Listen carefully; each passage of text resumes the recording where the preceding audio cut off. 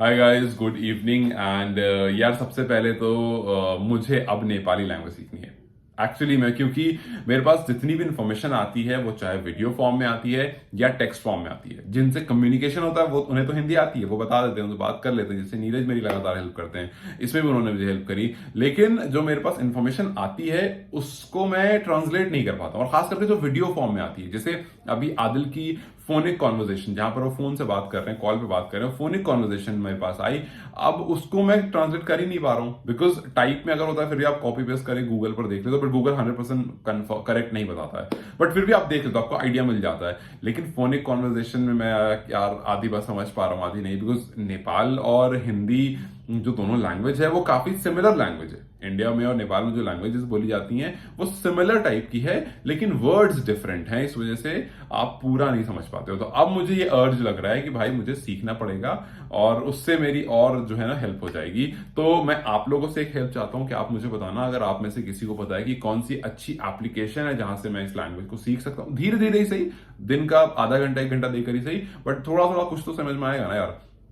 तो अब जैसे मैं इससे पहले स्पेनिश सीख रहा था, तो डुओलिंगो एक ऐप है, वहां पर मैं सीखता था, और वो अच्छी ऐप है। अगर आप लोग कोई लैंग्वेज सीखना चाह रहे हो तो वहां सीख सकते हो, लेकिन उसमें नेपाली अवेलेबल नहीं है उस एप्लीकेशन में। तो अब इस वजह से मैंने सोचा कि यार मैं कुछ और ढूंढा, बट कुछ खास मिला नहीं। तो अगर आप लोगों को पता है कि कहां से मैं सीख सकता हूं, कौन सी अच्छी एप्लीकेशन है, तो मुझे जरूर बताना। ठीक है, अब बात आदिल के बारे में करेंगे, बिकॉज आदिल के बारे में ही बात करने को आया था, लेकिन थोड़ी सी हेल्प आप लोगों से चाहिए थी, तो इसलिए मैंने सोचा कि पहले आपसे कह दूं कि यार अगर कोई भी, और खास करके वो लोग जो बाहर रहते हो, जैसे बहुत सारे लोग हैं, रोशन है, बहुत सारे लोग हैं जो बाहर रहते हैं, जो अमेरिका में, कनाडा में, अलग अलग जगह पर रहते हैं, तो आई थिंक आप लोगों को शायद पता हो कि कौन सी एप्लीकेशन है जो डाउनलोड की जा सकती है नेपाली लैंग्वेज सीखने के लिए। मुझे जरूर बताना यार कमेंट सेक्शन में, ठीक है। आदिल के बारे में बात करते हैं। तो आदिल का अभी रिसेंट में एक फोनिक कॉन्वर्जेशन हुआ था, जिसमें रिपोर्टर ने उनसे पूछा था कि क्या प्लान है आदिल, पहली बात आप कहाँ हो, क्या कर रहे हो, किस तरह की प्रैक्टिस हो रही है, और आगे का क्या प्लान है। तो आदिल ने बोला कि देखिए फिलहाल मैं ज्यादातर इंडिया में प्रैक्टिस कर रहा हूँ, और जिस वजह से मैं वहां से हटा था, वापस आया था, अब चीजें सॉल्व हो गई हैं। अब कोर्ट ने मतलब कह दिया कि भैया ऑल इज फाइन, अब आप आपके ऊपर वो फिक्सिंग वाला जो इशू था, जो आरोप लगा था, क्लीन चिट उस पर आपको मिल गई है, तो आप मेंटली एकदम फ्री हो जाओ। ठीक है भाई, वो फ्री हो गए। लेकिन उन्होंने प्रैक्टिस के बारे में बोला कि वो लगातार इंडिया में प्रैक्टिस कर रहे हैं, और वो अपनी फिटनेस पर खास ध्यान रख रहे हैं। ये सवाल इसलिए जरूरी था क्योंकि जब भी एक प्लेयर अपनी रिजीम से निकल करके बाहर जाता है, जब भी एक प्लेयर अपने डेली रूटीन से निकल करके बाहर जाता है, पनिशमेंट के लिए हो, छुट्टियों के लिए हो, किसी भी रीजन से हो, तो हमेशा वो वेट पुट ऑन कर लेता है, उसकी जो फिटनेस है वो थोड़ी सी खराब हो जाती है। लेकिन आदिल ने कहा कि मैं लगातार अपनी फिटनेस पर काम कर रहा हूं, और मुझसे ये कहा भी गया है कि तुम सिर्फ और सिर्फ अपनी फिटनेस पर काम करो, प्रैक्टिस अपनी रेडी रखो, अपनी फिटनेस पर काम करो, बिकॉज तुम्हें कभी भी वापस बुलाया जा सकता है।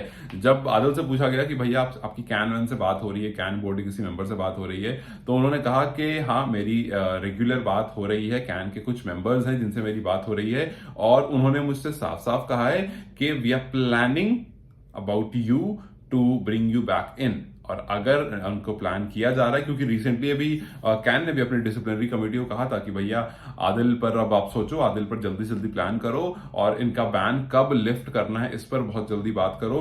तो यू नेवर नो ये कितनी जल्दी हो जाए, हो सकता है जब तक आप वीडियो देख रहे हो कोई इन्फॉर्मेशन आ जाए कि भाई बैन लिफ्ट हो गया, हो सकता है 2-4 दिन 5 दिन में हो जाए, बिकॉज कैन ने भी अभी रिसेंट मीटिंग में डिस्कशन की थी, एक आध हफ्ते का टाइम मांगा था। सो वी आर होपिंग कि ये चीज बहुत जल्दी रिजॉल्व हो जाएगी और बहुत जल्दी ये बैन हट जाएगा, क्योंकि आदिल ने कहा कि मेरी जब बात हो रही है रेगुलर, वो लोग कह भी रहे हैं कि तुम सिर्फ अपनी क्रिकेट पर फोकस करो, यहां से जैसे ही बैन लिफ्ट होता है, जैसे ही यहां से चीजें स्मूथ होती है, विल कॉल यू बैक, और फिर उसके बाद तुम टीम में जुड़ सकते हो। क्योंकि देखिए टीम में आने के बाद आदिल के बहुत सारी इंप्रूवमेंट हो जाएगी। T20 वर्ल्ड कप आने वाला है 2026 का, उसको लेकर के बहुत सारी बातें हैं, उसको लेकर के है कि भाई नेपाल को क्वालिफाई करना है, उसको आपको एक, और ऑब्वियसली आप एक फॉरेन लैंड पर खेलोगे, आप इंडिया और श्रीलंका में खेल रहे होगे, so you would want allrounders वहां पर। और अगर आपके पास एक अच्छा बैटिंग और बॉलिंग दोनों करने वाला, पेस बॉलिंग करने वाला, अच्छी हिट लगाने वाला बंदा मिल जाए, तो वो यार सोने पर सुहागा है। आपकी टीम और बैलेंस हो जाएगी। एक बंदा जो अच्छी पावर हिटिंग करता है, इंडिया ऐसे पिचेस पर पावर हिटर्स के बल्ले बल्ले होते हैं, वो आते हैं और वो चाहते हैं कि भैया ऐसे पिचेस हमें मिले,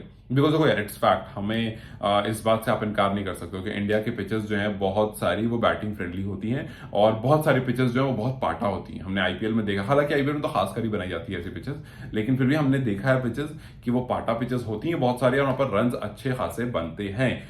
तो यहाँ जब आप आओगे तो आपके जो पावर हिटर्स हैं उनको काफी ज्यादा हेल्प मिलने वाली है।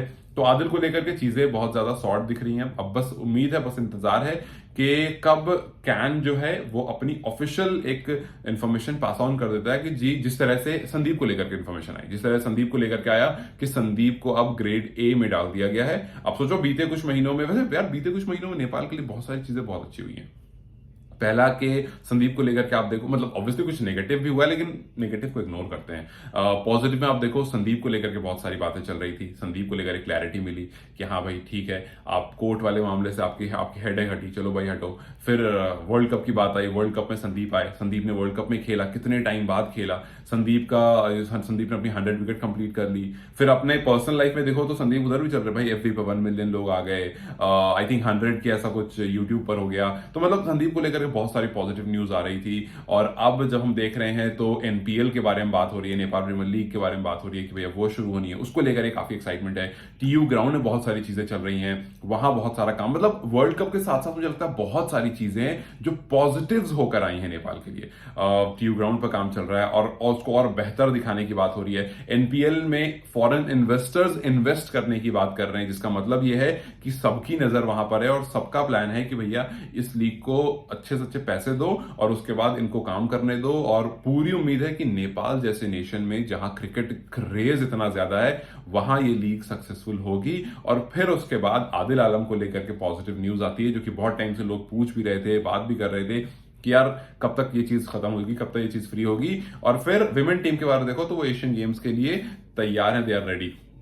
सो आप यहां से बहुत सारी चीजें, बहुत सारे, मतलब मैंने, हो सकता है मुझसे कुछ मिस भी हो गया, हो सकता हो कोई इंपॉर्टेंट पॉइंट मुझसे मिस हो गया हो, लेकिन बैक टू बैक अगर आप देखोगे तो बहुत सारी गुड न्यूज आई है नेपाल के लिए। हाँ, आप वर्ल्ड कप में एक साउथ अफ्रीका से बहुत क्लोज मैच हार गए, बट वो इतना क्लोज था कि आपने आईसीसी के पोस्टर अपनी जगह बना ली, आपने ईएसपीएन के पोस्टर अपनी जगह बना ली, और आपने दुनिया भर के फैंस जो है उनके दिलों में अपनी जगह बना ली।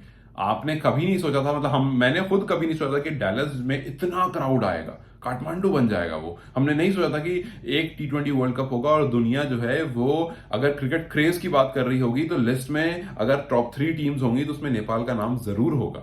तो बहुत कुछ बदला है पिछले कुछ महीनों में नेपाल के लिए, और आगे आने वाले 2 साल में बहुत कुछ बदलने वाला है इस टीम के लिए। I am very positive about it and I am looking forward to it. So Adil को लेकर के बहुत सारी क्लैरिटी है, आदिल बहुत जल्दी वापस आ जाएंगे। हाँ, मेरी नेपाली लैंग्वेज को लेकर के थोड़ी सी क्लैरिटी बिल्कुल भी नहीं है। आई एम होपिंग के उस पर थोड़ा सा काम किया जा सके, सो दैट मुझे पढ़ने में, सुनने में, एटलीस्ट सुनकर समझने में और पढ़कर समझने में आ जाए। बोलना तो मैं फिर भी आप थोड़ा डिले कर सकते हो, बट समझने वाली चीज जो है वो आ जाए तो शायद एक स्टेप जो है वो मैं और आगे चला जाऊंगा। खैर, अगर आप लोगों को कुछ पता जिससे आप मुझे हेल्प कर सकते हो इस लैंग्वेज को समझने में, then do let me know. And चलो देखते हैं कैसे, क्या, कहां लूप, क्या हेल्प मिलती है। Till then you guys take care and hope कि आदिल को लेकर के बहुत जल्दी क्लैरिटी और आ जाए और वो टीम में इन्वॉल्व हो जाए, सो दैट यहां से जब हम आगे बढ़े तो और स्ट्रांग होकर आगे बढ़े। Till then you guys take care, it was lovely talking to you and bye bye.